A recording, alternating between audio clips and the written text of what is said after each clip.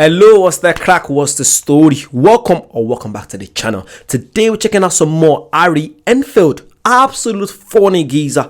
Enfield, the Conjugal rights guide. This is gonna be funny. Let's go. Good evening. Good evening, Mr. Chandler Warner. Why, you're looking a little stern today. That's because, Grayson, we're presenting today a guide to the activity involved in the successful execution of one's conjugal rights in order to produce offspring. Yes. The whole business of conjugal activity is sordid and frightful, but it is at least short. To help us illustrate conjugal obligations in an entertaining as well as informative way, we have the assistance of an attractive young lady. Good evening, Mr. Grayson. Good evening, Mrs. Grayson. Immediately after marrying a young lady, the tricky business begins of getting your wife to agree to go to bed. Getting awfully late, dear. Nearly 6:30.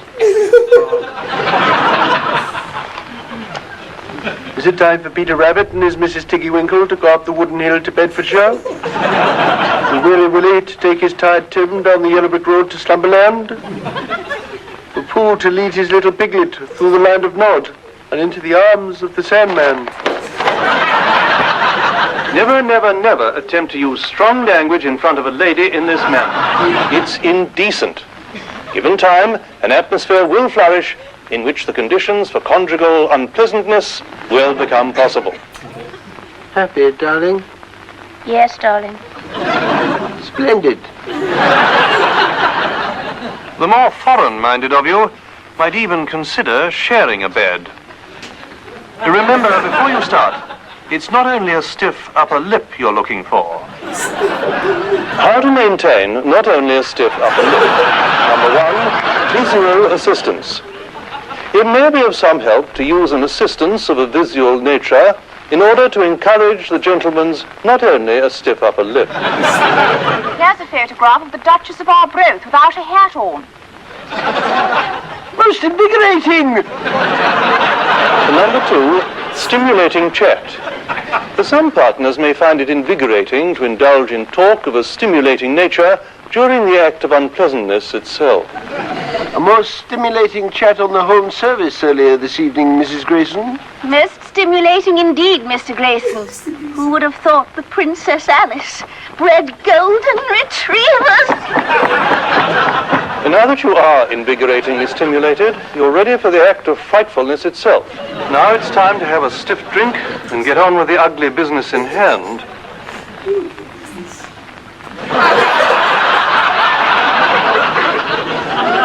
As this is your first attempt at beastliness, you may have some difficulty uniting your unmentionables. Why not invent a coded language to prevent graphic references? Is that you, Mrs. Grayson? Yes. Has the train arrived in Paddington yet? No, I'm afraid it's in Colchester. Ouch.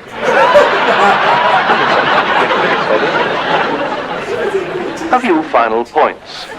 To many couples, a sense of humor in bed is most important. Now let's see the whole ugly process in explicit detail. Ouch! Sorry.